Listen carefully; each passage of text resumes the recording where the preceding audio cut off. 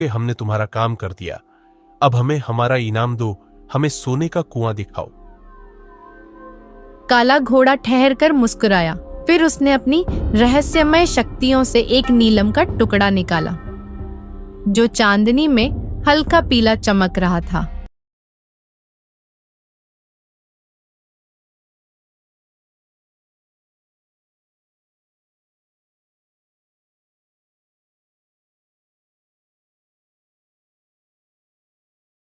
पवन और नटवर, दो चचेरे भाई, दोनों एक घने जंगल के बीच रास्ते से गुजरते हुए कहीं जा रहे थे। तभी उनके मन में एक तरकीब सूझती है।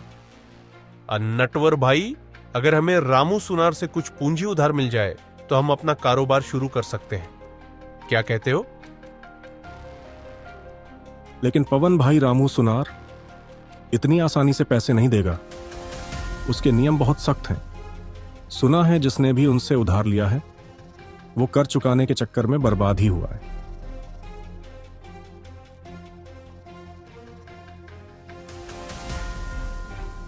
हाँ, ये तो सच है।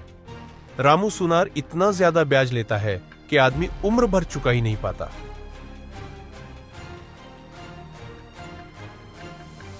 दोनों सोच में पड़ गए कि आखिर धन कैसे जुटाया जाए। तभी नटवर के दिमाग में एक नई योजना आई। अगली सुबह पवन, क्यों ना हम रामू सुनार के बजाय जमींदार बलदेव ठाकुर के पास जाएं।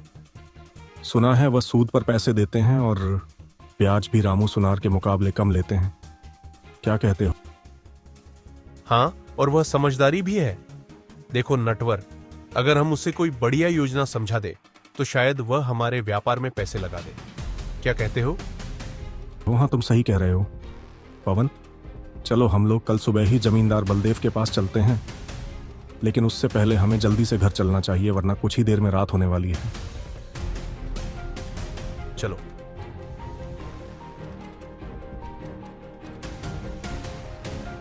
दोनों जमींदार बलदेव ठाकुर के घर जाने के लिए निकल पड़ते हैं। तभी उन्हें रास्ते में एक घना जंगल पार करना पड़ता है। रास्ता सुनसान था, चारों ओर सन्नाटा पसरा हुआ था। तभी उनकी नजर एक विशालकाय गुफा पर पड़ी जो दिखने में काफी डरावनी लग रही थी। लेकिन पवन के कदम गुफा की ओर बढ़ चुके थे।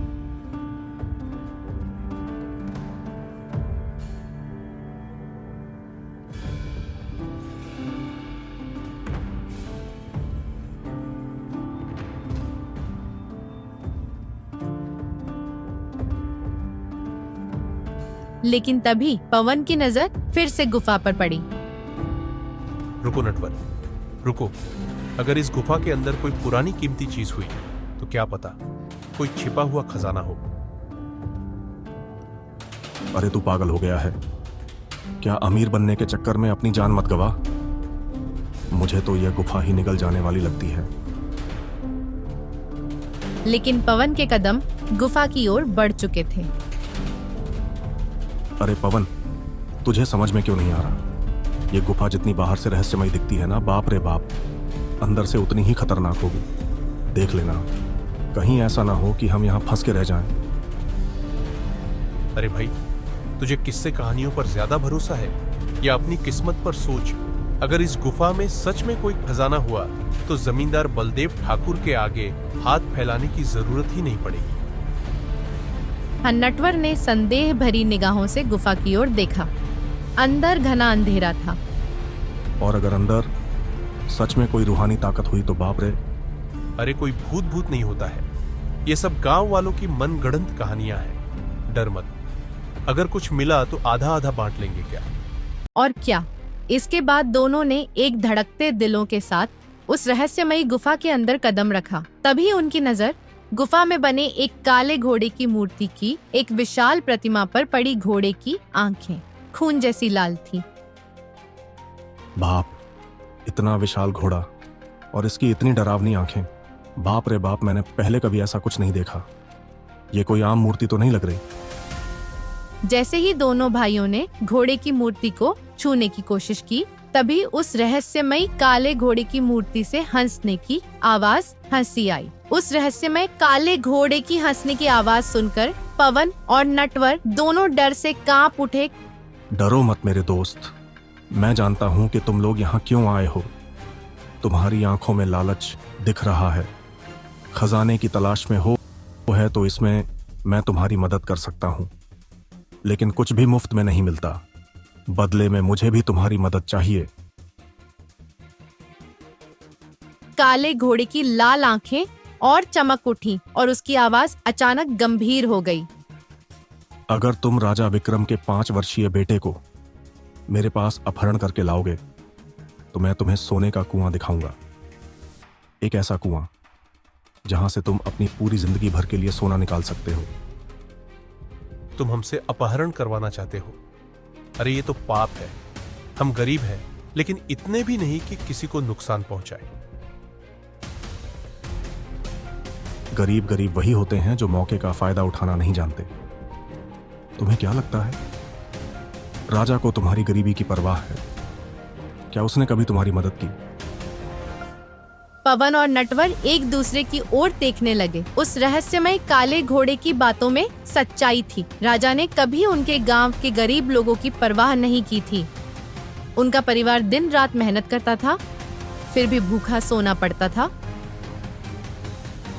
इसके बाद नटवर और पवन घर के लिए निकल पड़े। रात का सन्नाटा पूरे गांव पर छाया हुआ था। पवन और नटवर अपने घर पहुंच चुके थे, लेकिन उनके दिलों में एक अजीब सी उथल पुथल मची थी।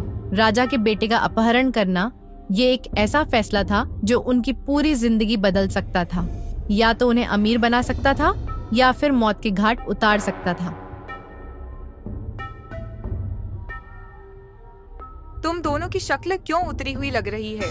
क्या हुआ? कहीं कुछ गलत तो नहीं कर बैठे क्या? हमने एक बहुत बड़ा फैसला लिया है और तुम्हें भी उसके बारे में पता होना चाहिए। हम राजा के बेटे का अपहरण करने वाले हैं। जैसे ही यह शब्द निकले, कमरे में घोर सन्नाटा छा गया। क्या तुम दोनों पागल हो गए हो? ये कितना बड़ा पाप है, तुम्हें अंदाजा भी है। अगर राजा को पता चला तो तुम दोनों को बिना सुनवाई के फांसी पर चढ़ा देगा।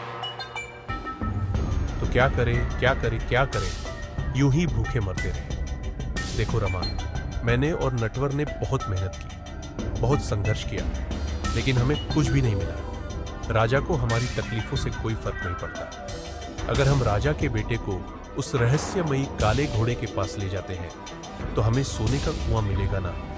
ये सोचो कि हमारी जिंदगी बदल जाएगी। लेकिन इसके लिए किसी का अपहरण यह सरासर गलत है। जो भी बड़ा काम होता है उसमें जोखिम तो होता है। अगर डरते रहे तो हमेशा के लिए गरीब ही बने रहेंगे। लेकिन अगर तुम पकड़े गए? अगर हम पकड़े गए तो हमारा अंत निश्चित है, लेकिन अगर सफल हो गए तो हमारी आने वाली 7 पीढ़ियां तकलीफ नहीं देखेंगी। आखिरकार दोनों भाइयों ने तय किया कि वे किसी भी कीमत पर सोने का कुआं हासिल करेंगे।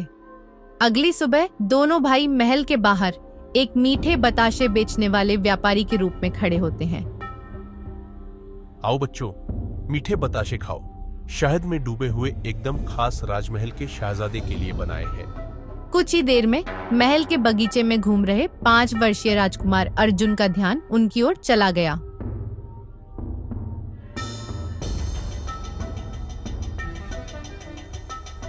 तो फिर लीजिए राजकुमारी जी, खास आपके लिए शहद में बने बताशे एक बार खाओगे, हमेशा याद करो। तभी राजकुमार वहां जाता है। राजकुमार ने खुशी खुशी बताशा अपने छोटे छोटे हाथों से उठाया और खाने लगा। जैसे ही राजकुमार ने बताशे चबाए, वैसे ही वह बेहोश होकर जमीन पर गिर पड़ा। तभी जल्दी से पवन और नटवर ने राजकुमार को अपनी बाहों में संभाल लिया और उस रहस्यमयी गुफा की ओर चल दिए। कुछ देर बाद वो दोनों राजकुमार अर्जुन को लेकर खंडर वाली गुफा में पहुंच जाते हैं। मुझे तुम पर पूरा यकीन था कि तुम दोनों मेरा काम जरूर करोगे। कि हमने तुम्हारा काम कर दिया, अब हमें हमारा इनाम दो, हमें सोने का कुआं दिखाओ। काला घोड़ा ठहर कर मुस्कुराया, फिर उसने अपनी रहस्यमय शक्तियों से एक नीलम का टुकड़ा निकाला। यह कोई साधारण नीलम नहीं है। जब तुम इसे अपने हाथ में पकड़ोगे तो यह तुम्हें सही रास्ता दिखाएगा। कि हमने तुम्हारा काम कर दिया।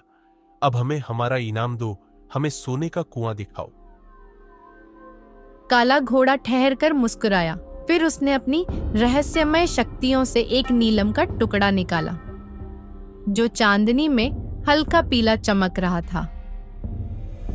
यह कोई साधारण नीलम नहीं है। जब तुम इसे अपने हाथ में पकड़ोगे तो यह तुम्हें सही रास्ता दिखाएगा। पवन और नटवर ने जल्दी से नीलम का टुकड़ा लिया और रहस्यमयी काले घोड़े को छोड़कर आगे बढ़े। जैसे ही उन्होंने नीलम को हाथ में लिया, उसके अंदर से हल्की रोशनी निकलने लगी और जमीन पर एक चमकदार रास्ता बनने लगा और वे उसी दिशा में बढ़ते गए। कुछ ही देर में वे एक विशाल रहस्यमयी कुएं के पास पहुंच गए। अरे वाह, ये तो सच में सोने का कुआं है। अरे भाई, हम अमीर बन गए, नटवर अमीर बन गए। अब हमारी गरीबी हमेशा के लिए खत्म हो गई नटवर। दोनों ने जल्दी जल्दी अपनी झोलियों में जितना हो सकता था सोना भर लिया और घर के लिए चल।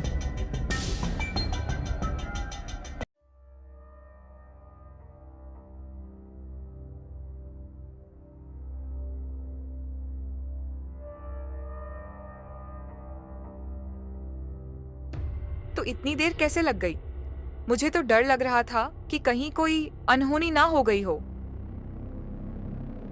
अरे शुभ शुभ बोल भाई। अब से हम राजा महाराजाओं की तरह हंसी रहेंगे। भगवान की कृपा से हमारे भाग्य खुल गए। हम तो अमीर हो गए। इतना सारा पैसा, अब हमें किसी से भीख नहीं मांगनी पड़ेगी। अब तो सोने के रथ में बैठकर चलेंगे।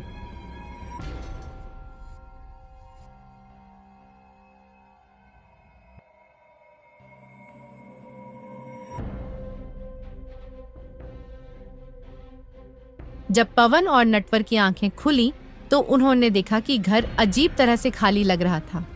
चारों ओर नजर घुमाई, लेकिन ना उनकी पत्नियां थीं और ना ही वो सोनत अभी। अरे नटवर, सोना सोना कहाँ गया और हमारी हमारी पत्नियां कहाँ हैं?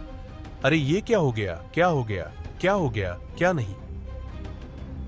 हाँ, कहीं हमारी पत्नियां हमें धोखा देकर भाग तो नहीं गई? नहीं नहीं नहीं नहीं, ये कैसे हो गया? हमने अपनी जान जोखिम में डालकर सोना हासिल किया और ये अचानक गायब कहाँ हो गया? अचानक इनके सामने एक रहस्यमय स्त्री प्रकट हुई। वो रहस्यमय स्त्री और कोई नहीं बल्कि वो खंडहर गुफा में जो काले घोड़े के रूप में थी, वो अब एक जीवित स्त्री बन चुकी। तुम दोनों कितने मूर्ख हो। तुम्हारी लालच ने मुझे कैद से मुक्त कर दिया। सदियों से मैं पत्थर की मूर्ति में बंद थी और अब मैं आजाद हूँ। तुमने हमें धोखा दिया। हमारी पत्नियां कहाँ है? बताओ, क्या किया तुमने उनके साथ? तुम्हारी पत्नियां, ओ, वो तो अब एक ऐसी जगह है जहाँ से वह कभी लौट कर नहीं आ पाएंगी। अरे हमसे ये छल क्यों किया? इतना कहने के बाद रहस्यमयी औरत वहां से गायब हो गई।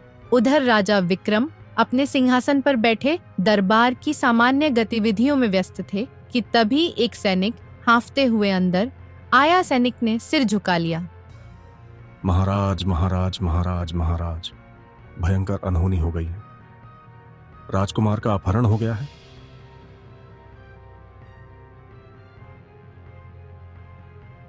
क्या किसने किया ऐसा दुस्साहस? वो डर से कांप रहा था। तभी राजा के गुरु विशिष्ट आशय ने अपनी आंखें बंद की और दिव्य दृष्टि का उपयोग किया। कुछ ही क्षणों में उन्होंने सब देख लिया। महाराज, यह कार्य दो गरीब व्यक्तियों ने किया है। उनका नाम नटवर और पवन है, लेकिन यह केवल एक साधारण अपहरण नहीं है। वह जिस खंडहर वाले गुफा में गए हैं वह शापित है। राजा विक्रम बिना देर किए सैनिकों के साथ गुफा की तरफ चल पड़े। जैसे ही वह गुफा के द्वार पर पहुंचे, तभी अचानक से राजा के सामने वो रहस्यमय स्त्री तलवार लेकर खड़ी हो।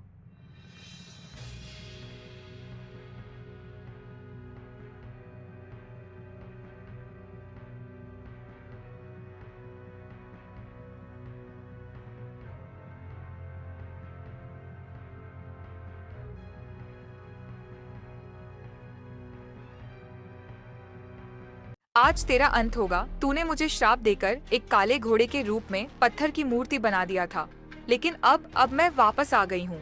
अब तुम्हारी मौत मेरे हाथों लिखी है विक्रम।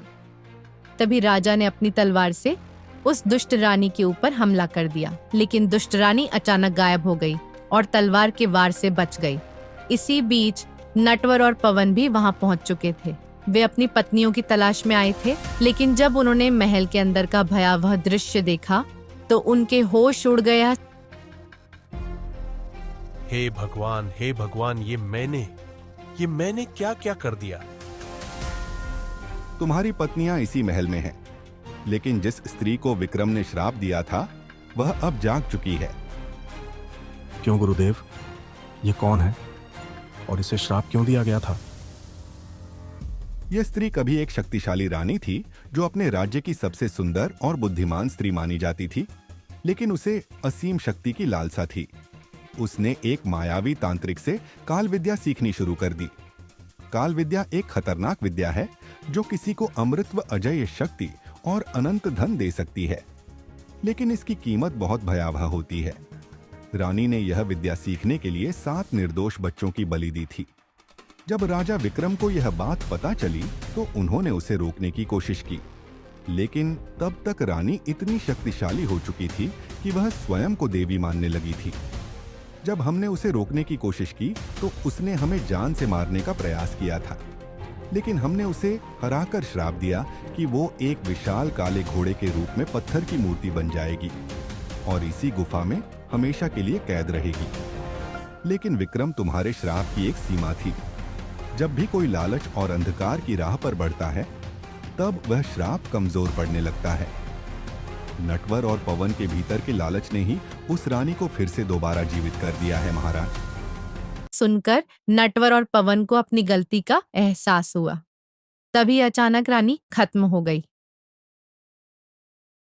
तूने मुझे श्राप दिया, लेकिन आज मैं इन दोनों मूर्खों की वजह से श्राप से मुक्त हो गई हूँ। अब मैं फिर से दुनिया की सबसे शक्तिशाली रानी बनूंगी। दुष्ट रानी, तुम्हारी क्रूरता और अंधकार का अंत मेरे ही हाथों लिखा है। मैं तुम्हें दोबारा इस दुनिया पर अत्याचार करने नहीं दूंगा। विक्रम, तुमने मुझे कमजोर समझने की भूल की। अब देखो तुम्हारे साथ क्या होता है। इतना कहते ही जैसे ही वो दुष्ट स्त्री ने अपने दोनों हाथों को ऊपर की ओर बढ़ाया कि तभी एक रहस्यमयी चील प्रकट हुई। विक्रम, तेरा कोई अस्त्र अब मुझे रहस्यमय चील को नहीं मार सकता। मैं अब आजाद हूँ। यह दुष्ट स्त्री तब तक अमर रहेगी जब तक इस रहस्यमयी चील का अस्तित्व बचा रहेगा। इसकी शक्ति उसी में समाई हुई है। यदि इसे समाप्त कर दिया जाए तो उस चील का अंत तो होगा ही, साथ साथ दुष्ट रानी हमेशा के लिए नष्ट हो जाएगी। तलवार से इस दुष्ट चील के अस्तित्व को काटकर अलग कर दीजिए, तभी इस अंधकार का अंत संभव होगा। नहीं, ऐसा मत करना। मैं अब किसी को भी परेशान नहीं करूंगी। मैं अपनी शक्ति का गलत उपयोग नहीं कर पाऊंगी। कृपया कृपया मुझे छोड़ दो। लेकिन राजा विक्रम दुष्ट रानी की एक भी बात नहीं सुनते और तलवार से उस दुष्ट चील का सिर धड़ से अलग कर देते हैं और फिर उस चील और उस दुष्ट रानी का अंत हो जाता है। तभी महल की दीवारों से एक रहस्यमयी रोशनी निकली, जिसमें से राजकुमार और नटवर पवन की पत्नियां आजाद हो जाती हैं। नटवर और पवन ने राजा से अपने द्वारा की गई गलतियों की क्षमा मांगी।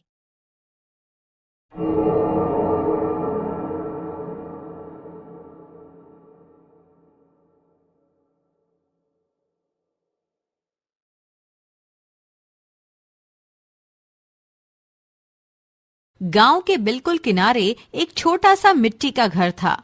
छप्पर की छत, दीवारों पर जगह जगह दरारें और आंगन में रखा टूटा फूटा लकड़ी का दरवाजा। यही था रमन का घर। उस समय रमन 16 साल का था।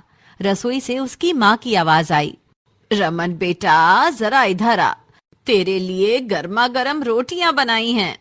रमन जल्दी से आंगन में आया। उसकी माँ, जो गांव में सुशीला दीदी के नाम से जानी जाती थी, गोरी चिट्टी बड़ी बड़ी आंखों वाली और चेहरे पर हमेशा मुस्कान रखने वाली औरत थी, लेकिन आजकल उनकी आंखों के नीचे हल्के काले घेरे बन गए थे। बीमारी धीरे धीरे अपना असर दिखा रही थी। रमन ने रोटियां खाते हुए कहा, अम्मा, कल स्कूल में मास्टर जी ने कहा कि अगली बार अगर फीस नहीं दी तो नाम काट देंगे। मैं क्या करूं? सुशीला दीदी ने मुस्कुराकर उसके सिर पर हाथ फेरा। अरे इसकी चिंता मत कर बेटा, मैं तेरी पढ़ाई किसी भी हालत में बंद नहीं होने दूंगी। तू पढ़ लिख कर बड़ा आदमी बनेगा, यही तो मेरी ख्वाहिश है। रमन थोड़ी देर चुप रहा। उसकी नजरें जमीन पर थीं। उसे पता था घर में आमदनी का कोई पक्का साधन नहीं था। माँ सिलाई कढ़ाई करके और कभी कभी खेतों में मजदूरी करके घर चला रही थी। तभी बाहर से जोर की हंसी की आवाज आई। अरे रमन, तू फिर स्कूल जा रहा है? तेरे नसीब में तो खेत में मजदूरी लिखी है, पढ़ाई लिखाई तेरे बस की नहीं है। गोलू गांव के मुखिया का बेटा था। गोलू की उम्र भी रमन के आसपास थी, लेकिन घमंड आसमान छूता था।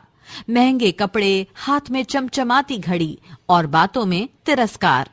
रमन ने उसे अनसुना करने की कोशिश की, लेकिन गोलू और आगे बढ़कर बोला, और सुन, तू बड़ा आदमी बनेगा। पहले अपने घर की हालत तो देख, तेरी माँ भी तुझे पढ़ा के क्या हासिल करेगी। रमन के चेहरे पर गुस्से और दुख का मिश्रण था। वो कुछ बोलने ही वाला था कि उसकी माँ ने आवाज लगाई, रमन चल बेटा, देर हो जाएगी। गोलू से उलझने का कोई फायदा नहीं। रमन चुपचाप स्कूल की ओर चल पड़ा। स्कूल से लौटते समय रमन अक्सर गांव के चौक से होकर आता था।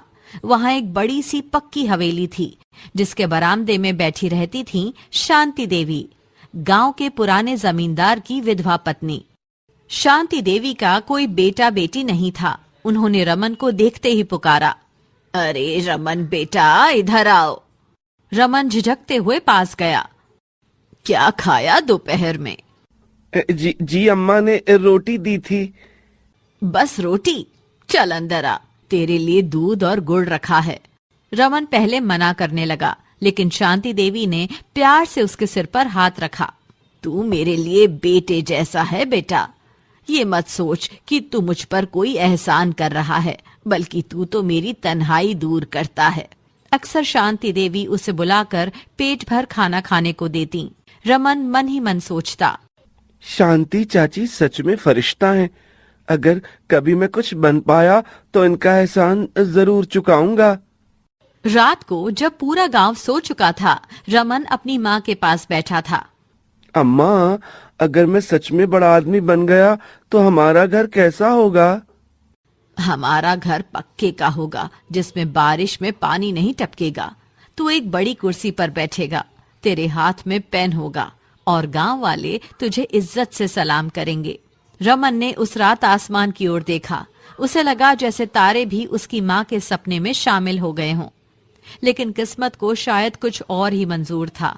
सर्दियों की एक ठंडी सुबह थी। धुंध ने पूरे गांव को जैसे सफेद चादर से ढक दिया था। रमन अपनी किताब लेकर स्कूल जाने ही वाला था कि पीछे से खांसी की तेज आवाज आई। अम्मा, आपको फिर से खांसी हुई? मैं वैद्य जी को बुलाकर लाता हूँ। नहीं बेटा, स्कूल को देर मत कर, मैं ठीक हूँ, बस मौसम ठंडा है। रमन ने उनकी बात मान ली, लेकिन दिल में बेचैनी बनी रही। दिन गुजरते गए, लेकिन रमन की माँ की हालत और बिगड़ने लगी। उनका काम पर जाना लगभग बंद हो गया। रमन स्कूल के बाद घर के काम करने लगा, लकड़ी लाना, पानी भरना और माँ के लिए सूप बनाना। एक शाम जब गांव का सूरज डूब चुका था, शांति देवी आईं। अरे सुशीला, तुम तो बहुत कमजोर लग रही हो। चलो, मैं कल तुम्हें शहर के डॉक्टर को दिखाती हूँ। पैसे कहाँ से आएंगे बहन? अरे मैं हूं ना, पैसों की चिंता मत करो। रमन ने ये सुनकर शांति देवी की तरफ देखा। उसकी आंखों में कृतज्ञता थी, लेकिन भीतर डर भी था कि कहीं ये बीमारी जानलेवा ना हो। अगले दिन जब रमन बाजार से दवा लेकर लौट रहा था, तभी गोलू रास्ता रोककर खड़ा हो गया। अरे रमन सुन, तेरी माँ को बड़ी बीमारी हो गई है। लगता है भगवान भी तुझसे नाराज है। रमन की आंखें लाल हो गईं। चुप कर गोलू, अपनी जुबान संभाल। गोलू पास आकर फुसफुसाया। देख लेना, तेरी माँ के बाद ये घर भी मेरा हो जाएगा, मेरे पिताजी कह रहे थे। रमन का खून खौल उठा, लेकिन उसने खुद को रोक लिया। उसे पता था लड़ाई करने से सिर्फ माँ की चिंता बढ़ेगी। महीने बीतते गए। रमन की माँ बिस्तर से उठ भी नहीं पाती थी। एक रात रमन उनके पास बैठा था। बेटा, तू मेरा सबसे बड़ा सहारा है। मैं चाहती हूँ कि तू चाहे कितनी भी मुश्किल आए, पढ़ना मत छोड़ना। तू बड़ा आदमी बनेगा। अपने सपनों से कभी पीछे मत हटना। रमन की आंखों से आंसू बहने लगे। अम्मा, आप ऐसा मत कहिए, आप ठीक हो जाएंगी। लेकिन किस्मत ने उसकी बात नहीं सुनी। अगली सुबह जब मुर्गे की बांग सुनाई दी, गांव में एक खबर फैल गई। रमन की माँ अब इस दुनिया में नहीं रही। गांव के लोग आपस में बातें करने लगे। बेचारा रमन, पहले बाप नहीं रहा, अब माँ चली गई, अनाथ हो गया वो। ना जाने कैसा भाग्य लेकर आया था। शांति देवी सबसे पहले पहुंची। उन्होंने रमन को गले से लगा लिया। बेटा, हिम्मत रख। तेरी माँ को गर्व होगा अगर तू उसके सपनों को पूरा करेगा। रमन चुप था। उसकी आंखों में आंसू थे, लेकिन भीतर कहीं एक आग जलने लगी थी। मैं हार में ही मानूंगा। माँ के गुजरने के बाद घर में खाने तक के पैसे नहीं थे। किताबें पुरानी हो चुकी थीं और फीस भरने का सवाल ही नहीं था। रमन ने गांव के चौक में जाकर जूते पॉलिश करने का काम शुरू किया। सुबह से शाम तक धूल में बैठकर काम करता और रात को लालटेन की रोशनी में पढ़ाई करता। कई बार गांव के लोग ताने मारते। देखा, पढ़ाई का शौक रखने वाला जूते चमका रहा है। रमन हर बार अपनी माँ की आखिरी बातें याद करता। कभी पढ़ाई मत छोड़ना। इस बीच गांव के मुखिया की नजर रमन के घर पर पड़ चुकी थी। एक रात गोलू ने घर आकर ताना मारा। अरे रमन, तू ज्यादा दिन इस घर में नहीं रहेगा। मेरे पिताजी कह रहे हैं कि तेरा घर तो अब गांव की जमीन में शामिल हो जाएगा। रमन ने उसकी तरफ देखा, लेकिन कुछ बोला नहीं। उसे पता था असली लड़ाई अभी बाकी है। बरसात का मौसम था। आकाश में बादल गरज रहे थे और गांव की गलियों में कीचड़ भर चुका था। रमन सुबह से चौक पर बैठा जूते पॉलिश कर रहा था। तभी दूर से मुखिया जी आते दिखे। उनके पीछे गोलू अपनी छतरी पकड़े अकड़ते हुए चल रहा था। अरे बेटा रमन, देव, तेरी माँ के जाने के बाद ये घर तो खाली पड़ा है और तू खुद बाहर बैठा जूते पॉलिश करता है। क्यों ना इसे किसी ऐसे को दे दिया जाए जिसे इसकी जरूरत हो। रमन ने सिर उठाकर कहा। ये घर मेरे माँ बाप की आखिरी निशानी है। मैं इसे किसी को नहीं दूंगा। गोलू बीच में कूद पड़ा। अरे पिताजी, इसे समझाइए, ये घर अब गांव की जमीन में गिना जाएगा क्योंकि इसके कागज तो हमारे पास है। रमन चौंक गया। कागज आपके पास कैसे आए? मुखिया ने बनावटी गंभीरता के साथ कहा। तेरी माँ ने बीमारी के वक्त मुझसे उधार लिया था और गिरवी के तौर पर घर के कागज दिए थे। अब कर्ज नहीं चुकाया तो घर हमारा हुआ। रमन को याद आया कि उसकी माँ ने कभी इस बारे में नहीं बताया, लेकिन वो जानता था गरीबी में लोग मजबूरी में बहुत कुछ कर लेते हैं। गांव के कई लोग इस बात को जानते थे कि मुखिया चालाकी कर रहा है, लेकिन कोई बोलने की हिम्मत नहीं करता था। चौक पर बैठे बुजुर्ग ने धीरे से बगल वाले से कहा। बेचारे लड़के के पास ना पैसे हैं ना सहारा, मुखिया से कौन उलझे भला। रमन के लिए ये दोहरा झटका था। घर भी छिन गया और माँ की यादों का ठिकाना भी। अगले दिन सुबह सुबह 4-5 लोग मुखिया के कहने पर रमन के घर आ गए। चलो बेटा, अपना सामान मान लो, ये घर अब हमारा है। रमन के पास जितना सामान था वो एक पुराना बस्ता, कुछ कपड़े और माँ की एक तस्वीर। उसने चुपचाप सब कुछ समेटा और घर के दरवाजे पर आखिरी बार हाथ फेरा। दिल में जैसे कोई भारी पत्थर रख दिया गया हो। रमन सीधे शांति देवी के घर पहुंचा। अम्मा जी, अब मैं यहाँ नहीं रह पाऊंगा। मुखिया ने घर ले लिया। शांति देवी ने उसे गले लगाया। बेटा, अगर तू चाहे तो यहीं रह जा, मेरे घर में तेरे लिए हमेशा जगह है। रमन ने सिर झुका लिया। नहीं अम्मा जी, मैं आपका बोझ नहीं बनना चाहता। मैं शहर जाऊंगा, वहां शायद कोई काम और रहने की जगह मिल जाए। शांति देवी की आंखें भर आईं, लेकिन उन्होंने उसका फैसला मान लिया। जाते समय उन्होंने उसके हाथ में कुछ पैसे और खाने का एक छोटा झोला थमा दिया। ये मेरी तरफ से आशीर्वाद है, और बेटा जहां भी रहना अपनी माँ का सपना मत भूलना। रमन गांव से पैदल निकला।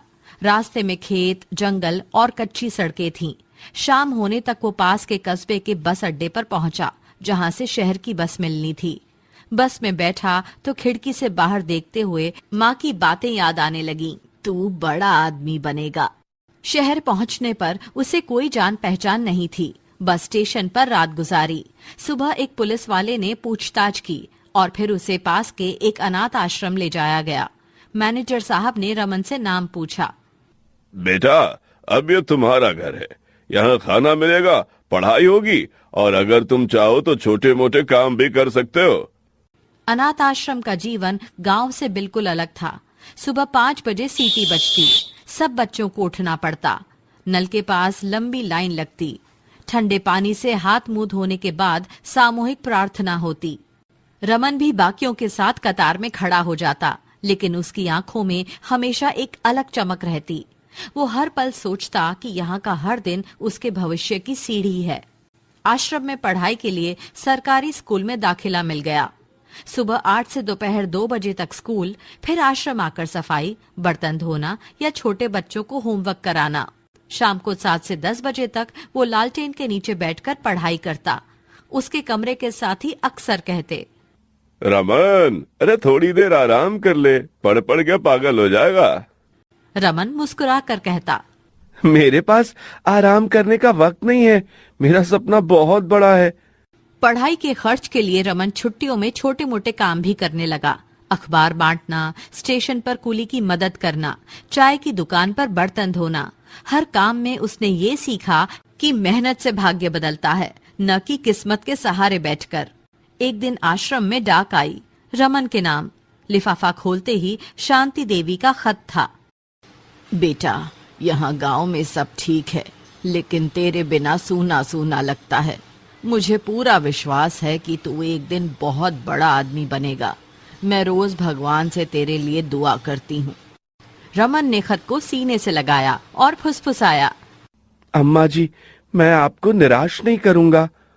समय बीतता गया। 4 साल में रमन ने इंटरमीडिएट की परीक्षा टॉप रैंक से पास की। आश्रम के मैनेजर ने कहा, बेटा, तुम्हारे पास दिमाग है और हौसला भी। तुम्हें सिविल सर्विसेज की तैयारी करनी चाहिए। रमन के लिए ये नया लक्ष्य था, कलेक्टर बनना। अब उसकी दिनचर्या और भी सख्त हो गई। सुबह 4 बजे उठकर पढ़ाई, फिर स्कूल और कॉलेज। दोपहर में पार्ट टाइम काम और रात को फिर पढ़ाई। उसके कमरे में दीवार पर सिर्फ एक लाइन लिखी थी, माँ का सपना, मेरी जिम्मेदारी। कड़ी मेहनत और अनुशासन के बाद आखिरकार वो दिन आ गया। सिविल सर्विसेज के रिजल्ट वाले दिन आश्रम में टीवी पर नाम पढ़ा जा रहा था। अचानक एंकर ने कहा, रैंक 12 रमन कुमार। पूरा आश्रम तालियों से गूंज उठा। मैनेजर साहब ने उसे गले लगाया। बेटा, तूने साबित कर दिया कि हालात चाहे जैसे हों, सपने पूरे हो सकते हैं। रमेश की आंखें नम थीं। उसे सिर्फ माँ का चेहरा याद आ रहा था। कुछ महीनों बाद रमन ने कलेक्टर की वर्दी पहनी। आईने में खुद को देखते हुए उसने फुसफुसाया, अम्मा, आपका बेटा बड़ा आदमी बन गया। बरसों बाद जीप के इंजन की आवाज ने गांव की सुबह की शांति तोड़ दी। गांव के बच्चे दौड़कर देखने लगे। एक चमचमाती सरकारी गाड़ी, आगे लाल बत्ती और पीछे खाकी वर्दी पहने एक अफसर उतर रहा था। कोई पहचान नहीं पाया, जब तक रमन ने मुस्कुराकर टोपी उतारी और कहा, कैसे हो अपने गांव के लोगों? गांव के बुजुर्ग की आंखें चौड़ी हो गईं। अरे, ये तो रमन है जो जूते पॉलिश करता था। मुखिया के घर में खबर पहुंची। कलेक्टर साहब खुद आए हैं। गोलू भागता हुआ आया और हांफते हुए बोला, बाबा, बाबा, वो रमन अब कलेक्टर बन गया है। मुखिया का चेहरा एक पल को सफेद पड़ गया। वो तुरंत साफ कपड़े पहनकर बाहर आया और बनावटी मुस्कान के साथ बोला, अरे रमन बेटा, नहीं नहीं, अब तो रमन बाबू साहब हमारे गांव को 4 चांद लग गए। रमन ने शांत स्वर में कहा, मुखिया जी, मैं यहाँ अपनी माँ का घर देखने आया हूँ, वही घर जो आपने मुझसे लिया था। मुखिया ने घबराकर इधर उधर देखा। अरे बेटा, वो तो बस हालात की मजबूरी थी, और फिर अब तो तुम बड़े आदमी हो, ये घर तुम्हारा ही है।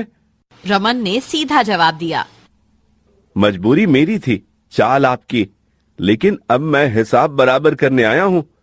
मुखिया अपने डर और शर्म के कारण उसी समय घर की चाबियां लेकर आया। रमन ने दरवाजे पर खड़े होकर एक पल आंखें बंद की, जैसे माँ की यादों को महसूस कर रहा हो। अगले दिन रमन सीधे शांति देवी के घर पहुंचा। उन्होंने उसे देखते ही गले से लगा लिया। बेटा, तूने तो मेरा सर गर्व से ऊंचा कर दिया।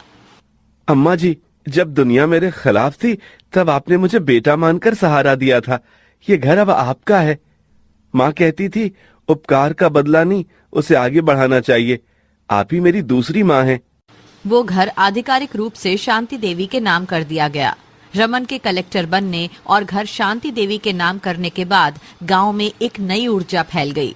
जो लोग पहले कहते थे कि गरीब का बच्चा क्या करेगा, अब वही अपने बच्चों से कहते, पढ़ाई कर, रमन बेटा जैसा बन। मुखिया, जो कभी डर और लालच का प्रतीक था, अब चुपचाप बैठा रहता। गोलू भी भीड़ में चुपचाप रमन को देखता, मानो अपने बचपन के तानों पर शर्मिंदा हो। कलेक्टर बनने के बाद रमन ने सबसे पहले गांव में एक सरकारी स्कूल और लाइब्रेरी की नींव रखवाई। उद्घाटन के दिन उसने पूरे गांव को बुलाकर कहा, ज्ञान सबसे बड़ा धन है। जब तक हम इसे हर बच्चे तक नहीं पहुंचाएं, तब तक कोई रमन, कोई शांति देवी और कोई भी अपने सपने को पूरा नहीं कर पाएगा। उद्घाटन के बाद शांति देवी ने धीरे से कहा, बेटा, तेरी माँ जहाँ भी होगी तुझ पर गर्व कर रही होगी। रमन ने उनकी ओर देखा और मुस्कुराया। अम्मा जी, माँ का सपना पूरा करना ही मेरा जीवन का मकसद था और रहेगा। मॉरल: परिस्थितियाँ हमें तोड़ सकती हैं, लेकिन हिम्मत हमें जोड़ सकती है। भाग्य वही बनता है जिसे हम मेहनत से गढ़ते हैं।